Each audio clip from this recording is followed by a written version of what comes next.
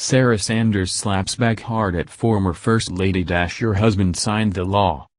White House Press Secretary Sarah Huckabee Sanders has been having a difficult time with the press recently.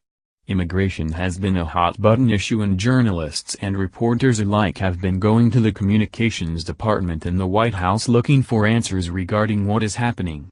Recently, a press briefing devolved into a conversation and questions in reference to former First Lady Laura Bush's article she wrote for The Washington Post, which she wrote on immigration.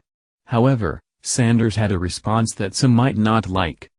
Western Journal reported, "The complicated legal entanglements regarding illegal immigrants who get caught trying to bring their children to the United States have been reduced, more or less, to two separate sets of opinions. Either separating children from their mothers while their cases are adjudicated is a human rights violation like never before, or we should enforce the law until the problems with it are fixed by Congress."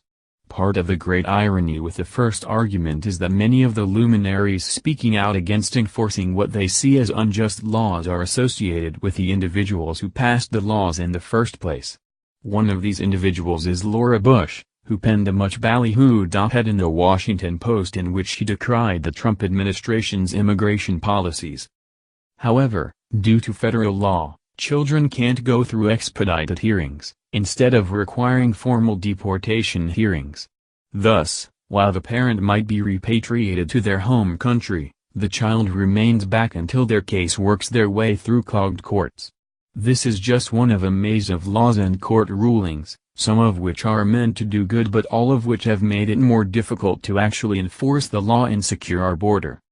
There are obviously ways to fix this without jeopardizing border security and ensuring that parents aren't separated from their children for elongated periods of time. Still, those who bear some responsibility for the maze shouldn't pretend that this is all on Trump. This is the result of an agglomeration of bad legislation and an unwillingness to touch illegal immigration.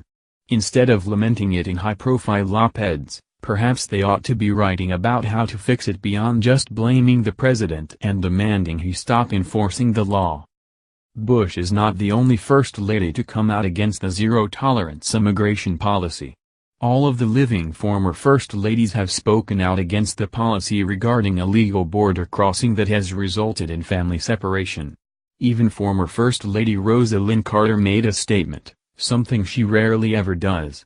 She called the policy disgraceful and shameful and called upon her experience working in Cambodia and Thailand as well as her work with the Carter Center.